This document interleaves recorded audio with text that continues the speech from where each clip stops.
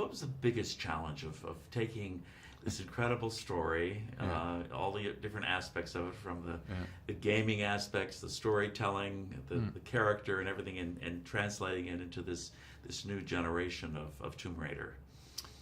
Yeah, I think when we set out to make this movie, we wanted to make a brand new origin story of Lara Croft for the big screen. And it was important to us that Lara felt like a real girl, a real human being, and that there was this emotional connection to her. So that when we have all the spectacle and action, that you really feel for the person that's going through all this. And we were really lucky to get Alicia on board to do that, because she has such an emotional range as an actress and such raw, honest truth to everything she does. So she really elevated this movie. And you were lucky with all of your actors, obviously, not just Alicia, but she's and at least you could, she was saying, I was talking to her, she said you could speak a little Norwegian, talk a little Swedish. She said we didn't do it too much because we didn't want to embarrass the other actors, but it was nice for the two of you to be able to communicate that way. Also, the father-daughter relationship is very important, one of the important themes here. Talk a little bit about that, because that's a very important theme here. Yeah. No, the father-daughter story is really the emotional core of this movie. When we meet Lara, her father's been gone for 7 years, and that's really haunting her. And then as she starts pulling the threads of his disappearance, that takes her out onto this great big journey.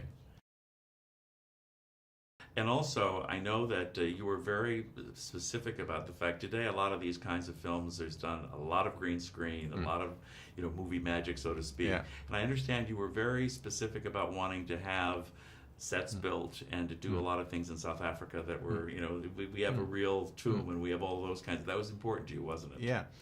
No, we wanted the movie to have this authentic, gritty feel to it. So it was important to do as much as possible practically in camera without relying on CG. So we built huge sets, we had boats on gimbals, and then we had Alicia in the middle of it. And I understand you actually took, when I watched the scene where she's running from the boys in Hong Kong, it was actually in Cape Town, and I've been to Hong Kong. I thought, that looks like Hong Kong. Yeah. No, Congratulations. Thank you. No, we built a giant tank outside Cape Town and filled it with floating walkways and restaurants and fishing boats. And I think the biggest compliment was when Daniel Wu walked onto the stage there and said, wow, this really feels like Hong Kong. The other thing is there's a lot of mythology that's tied into the story and into Tomb Raider and so forth. And that's got to be kind of fun, because I think we all love that escapism when we go to these kinds of films, don't you? Yeah. Yeah, no, it was one of the most fun aspects was, of course, designing the tomb that gets raided. And I think the production design team just made a spectacular job in creating a scary and interesting, eerie tomb. Yeah, absolutely. Did a beautiful job with that. And also then they filled it with like gadgets and traps and puzzle doors, and no, it was really fun to play around with it. And Alicia, I mean, I know there's, as we say, there's lots of stunt people and so forth, but she really went through a lot of physical training for this, didn't she?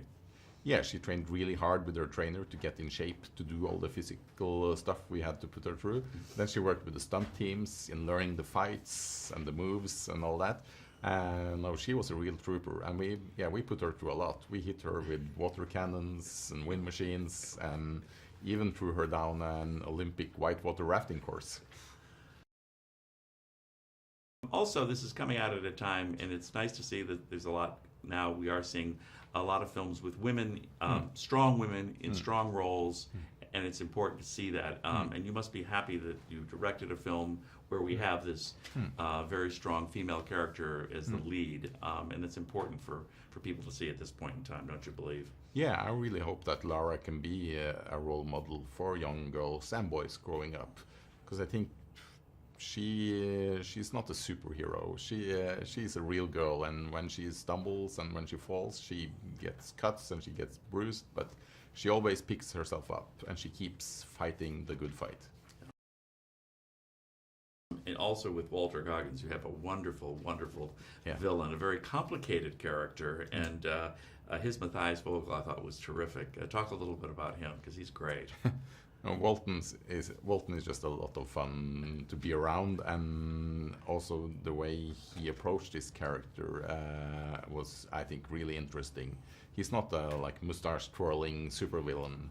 He's a man on a mission, and he's gonna get what he wants no matter what. And then, unfortunately, Lara Croft is in his way. Yeah. In fact, talking to him was interesting. Listening to him talk about how, in his own mind as an actor, he created his own backstory for that character, and I thought that was a fascinating way that he approached him and gave him more depth. Yeah, and I think that kind of work comes across on screen, and it makes it feel real, and you really believe that what he's going through as well. And I think that makes him even more intimidating.